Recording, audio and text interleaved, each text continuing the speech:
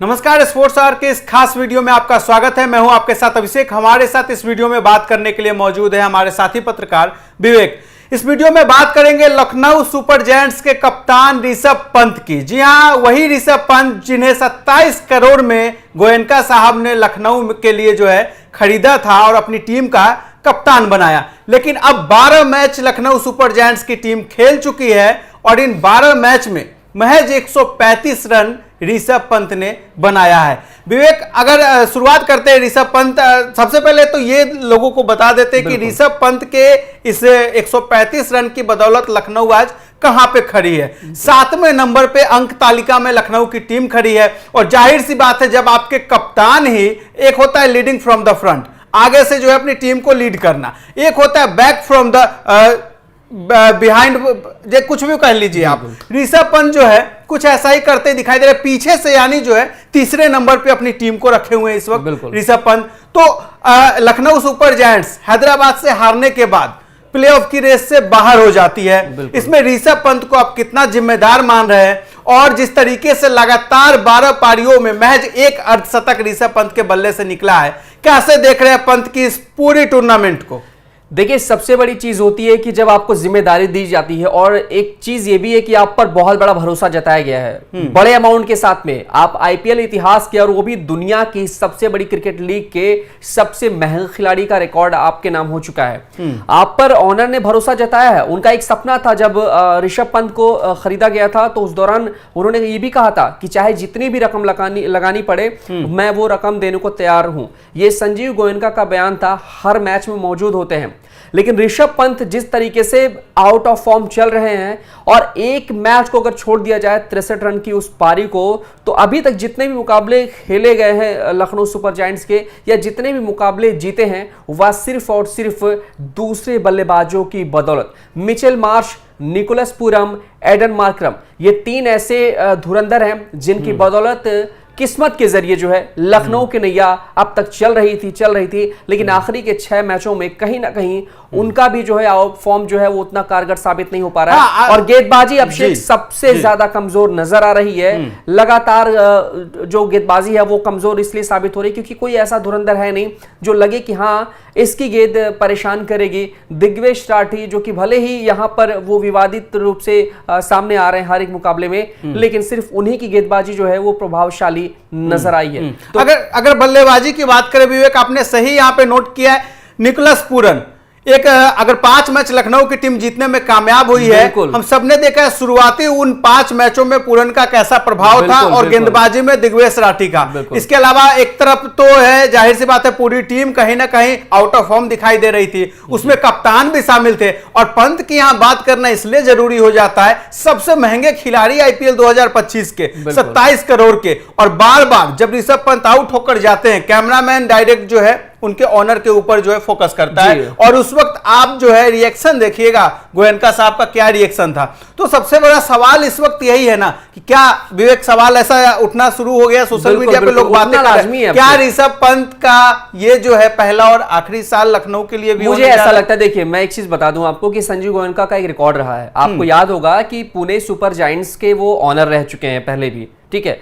हमने देखा था कि जब एक सीजन में उन्होंने महेंद्र सिंह धोनी को कप्तान बनाया था, और वो भी उस दौरान जब चेन्नई सुपर किंग्स से 2 सीजन के लिए जो है निलंबित हो गई थी। उसके बाद पुणे सुपर जायंट्स से एक नई टीम आई थी, और हमने देखा कि उसके जो ऑनर थे वो संजीव गोयनका ही थे। पहले जो कप्तानी थी वो थी महेंद्र सिंह धोनी के हाथों में, लेकिन जब खराब प्रदर्शन देखने को मिला तो सिर्फ सोचिए एक सीजन की वजह से उन्होंने कप्तान बदल दिया था, स्टीवन स्मिथ को जो है कप्तानी सौंप दी थी। तो संजीव गोयनका का जो रिकॉर्ड है वो कहीं ना कहीं इस मामले में काफी ज्यादा खराब है कि भैया वो विश्वास जो है वो कुछ ही दिन जता पाते हैं अपने प्लेयर्स पर, अपने कप्तान पर। उसके बाद उनका अगर दिमाग ऐसा लगता है कि शायद इनकी जगह पर किसी और को लाना है, तो वो फैसला उस पर तुरंत ऑन द स्पॉट करते हैं। देखिए 27 करोड़ जैसा जो बड़ा दांव उन्होंने लगाया था, हालांकि उसकी उतनी चिंता नहीं होगी क्योंकि वो सिर्फ जीत की तलाश में उन्होंने ये अमाउंट लगाया था, और जो कुछ भी हुआ वो फिलहाल अब वापस लाया नहीं जा सकता। लेकिन ऋषभ पंत ने काफी निराश किया है अभिषेक भाई। 135 रन है इनके 11 इनिंग्स में, और सबसे हैरानी की बात यह है कि एक शर्मनाक रिकॉर्ड इनके नाम दर्ज हो गया है। ये आईपीएल इतिहास के तीसरे ऐसे कप्तान बन गए हैं जिनका किसी एक सीजन में बतौर कप्तान 12.07 का औसत है। और ये इतना शर्मनाक, वो भी ऋषभ पंत जैसे बल्लेबाज के लिए मेरे ख्याल से दुखदाई है। अगर आप 12 का औसत बता रहे हैं कि ऋषभ पंत का है, तो वो क्यों है, एक बार वो हम आपको बतला देते। 12 मैचों की 11 पारियों में ऋषभ पंत के इनिंग देखिएगा किस तरीके से स्कोर ऋषभ पंत ने किया है। पहले मैच से शुरुआत करते हैं हम। 0, 15, 2, 2, 21, 63, 3, 0, 4, 18 और 7। ये आंकड़े ऋषभ पंत के हैं इन 12 मैचों की 11 पारियों में। बिल्कुल। और ये गोयनका साहब आपके स्क्रीन पे है। स्क्रीन पे देखिए, ये उनका रिएक्शन था जैसे ही ऋषभ पंत अपने जो है इस 12वें मैच में जब आउट होकर ऋषभ पंत जा रहे हैं 7 रन के स्कोर पे, उस वक्त गोयनका साहब भी जो है निराश होकर अंदर की तरफ चल पड़ते हैं। ये आप एक बड़ी बात बतला रहे थे इस वक्त जब महेंद्र सिंह धोनी पुणे के कप्तान थे। जब गोयनका साहब ने MS धोनी, KL राहुल जैसे खिलाड़ियों पर भरोसा नहीं किया, कहीं ना कहीं उन्होंने जो है शायद ये कह ले वो खिलाड़ी इनके भरोसे पे खड़े नहीं उतरे, तो उन्हें रिलीज कर दिया। तो फिर ऋषभ पंत क्या है। बिल्कुल। और एक चीज और भी अभिषेक मैंने देखा है कि जो झुंझुलाहट है वो ऋषभ पंत के चेहरे पर साफ तौर से देखा जा सकता है। मैं कल खुद के दिन खुद भी इस मुकाबले को देख रहा था, लेकिन मुझे काफी बुरा लगा कि अगर आपको किसी ने इतना अच्छा मौका दिया है,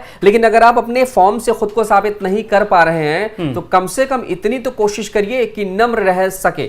आपने देखा होगा विकेट के पीछे उनकी जो झुंझलाहट है वो साफ तौर पर देखी जा रही है। सीनियर का सम्मान नहीं है, जूनियर का सम्मान नहीं है, जिस भी गेंदबाज को चाह रहे हैं वो डांट रहे हैं, फटकार लगा रहे हैं। कहीं ना कहीं जो अपना दबाव है, अपना जो प्रेशर है वो दूसरों पे डालने की कोशिश कर रहे हैं। वही होता है ना कहावत की, मतलब आप खुद कुछ नहीं कर रहे हैं लेकिन दूसरों पर जो है अपनी चलाने की कोशिश कर रहे हैं। और यही कहीं ना कहीं ऋषभ पंत लगातार कर रहे हैं। इसकी वजह से जो है कहीं ना कहीं संजीव गोयनका का जो गुस्सा है वो फूटना लाजमी है। और देखिए एक चीज और भी है, सिर्फ 2 मुकाबले बचे। हालांकि अब लखनऊ सुपर जायंट्स जो है वो प्ले ऑफ की रेस से बाहर हो गई है, लेकिन अभिषेक जो 2 मुकाबले बचे पड़े हैं, उन 2 मुकाबलों के बाद ऋषभ पंत की कप्तानी और इस टीम के लिए जो है खेलने पर भी खतरा मंडरा रहा है। और इसके पीछे की वजह यह है क्योंकि संजीव गोयनका इस तरह का फैसला लेने में ज्यादा देरी नहीं लगाते। तो हो सकता है कि कुछ अंदरूनी मामला निकलकर सामने आए, हो सकता है कि कड़ी फटकार और लड़ाई झगड़े, क्योंकि KL राहुल के साथ आप पिछला सीजन देख ही चुके हैं। तो पूरी उम्मीद है कि शायद हो सकता है कि कुछ मामला बिगड़े और इस वजह से क्या पता ऋषभ पंत खुद ही जो है एक दबाव ना झेल पाए। क्योंकि मैंने एक चीज देखा, अभिषेक आपने देखा होगा कि संजीव गोयनका हर एक मुकाबले मैदान में मौजूद होते हैं। जब भी विकेट गिरता है, जब भी चौके छक्के लगते हैं, जीत होती है, तो एक तस्वीर निकालते हैं और उसे वो माथे पर चूमते हैं, मतलब होठों से चूम के माथे पर लगाते हैं। तो वो चलिए उनका एक अपना एक धार्मिक जो भी नियम कानून आप समझ सकते हैं वो है।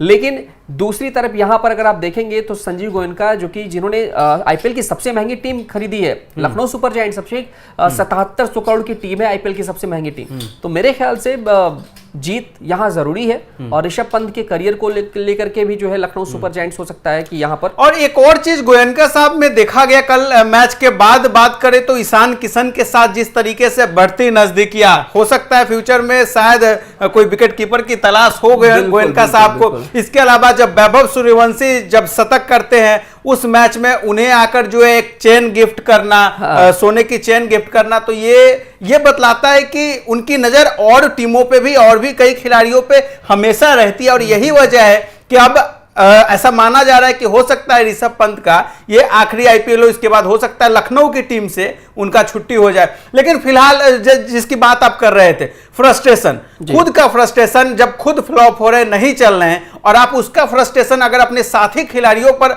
अगर आप चलाइएगा, अगर आप कोशिश करिएगा उन्हें आप डांट कर या किसी तरीके से जो है चिल्लाकर उनसे जो है बेस्ट परफॉर्मेंस निकलवा ले, तो क्रिकेट में ऐसा नहीं होता है। अभिषेक एक चीज ये भी है, देखिए आप कप्तान है, आपको सारी जिम्मेदारी दे रखी है, लेकिन अगर आप अपना फ्रस्ट्रेशन खिलाड़ियों पर निकालते हैं तो खिलाड़ी भी कहीं ना कहीं मन मुटाव के जैसा महसूस करते हैं। बिल्कुल, वो उसकी शिकायत अपने ओनर से कर सकते हैं, टीम मैनेजमेंट से कर सकते हैं।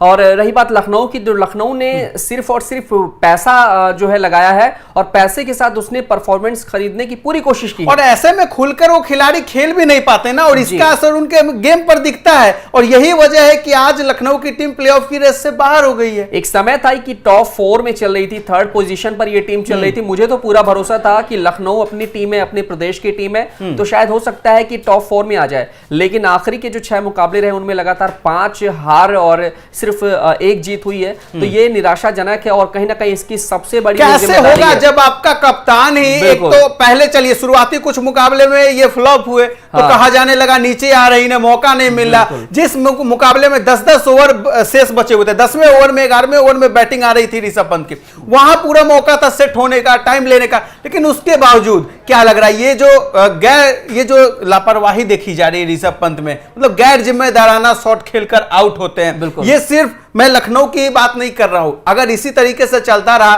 तो टीम इंडिया की भी टेंशन बढ़ेगी ना, क्योंकि भारतीय टीम ने बीसीसीआई ने बहुत निवेश किया है ऋषभ पंत, निवेश भी किया है। और जब घटना हुई थी इनके साथ में, घटना के बाद जब इन्होंने वापसी की है तो मुझे लगता है शायद कि इनका जो व्यवहार है वो बीसीसीआई के साथ इनकी जो बॉन्डिंग है ऋषभ पंत की वो काफी अच्छी है। आप इस बात से भी अंदाजा लगा सकते हैं कि सभी प्लेयर्स के साथ बातचीत व्यवहार जो है इनका इतना बेहतर है कि मतलब जो भी चाहे वो करवा सकते हैं। और शायद अभी जो अगर बात की जाए तो टेस्ट और वनडे के लिए मेरे ख्याल से अभिषेक केएल राहुल के बाद जो सेकंड सबसे ज्यादा भरोसा है वो ऋषभ पंत के ऊपर ही टीम का है। तो एक तरीके से बीसीसीआई का भी शरण जो है इनके ऊपर है। लेकिन ऐसा प्रदर्शन रहेगा विवेक तो आखिर कब तक, क्योंकि देखिए अगर लखनऊ की बात करें 12 मैच 11 पारी में ये फ्लॉप हुए हैं, इनके जगह कोई और खिलाड़ी होता क्या वो ड्रॉप नहीं होता, या तो कर दिया जाता या खुद से ड्रॉप होता, लेकिन ऋषभ पंत के साथ ऐसा नहीं होता है। टीम इंडिया में भी अगर ऋषभ पंत का यही परफॉर्मेंस जारी रहा इस तरीके का, आप कह रहे हैं राहुल के बाद दूसरे सबसे जो बड़े विकेट कीपर है जिन पे भरोसा बीसीसीआई करती है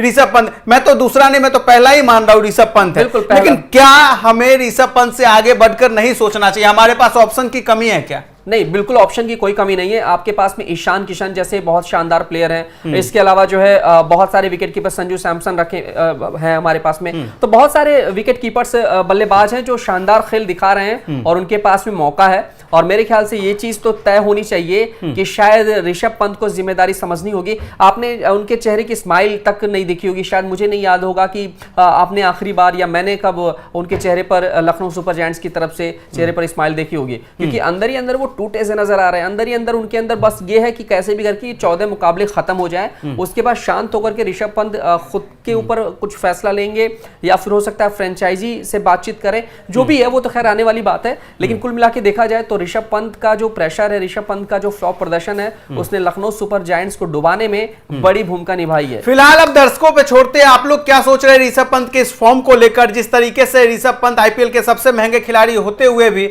जो योगदान उन्होंने लखनऊ के लिए इस सीजन दिया है, उसे आप लोग कैसे देख रहे हैं? आप लोग भी अपनी राय हमें कमेंट बॉक्स में जरूर दें। फिलहाल स्पोर्ट्स आवर के इस खास वीडियो में इतना ही, धन्यवाद।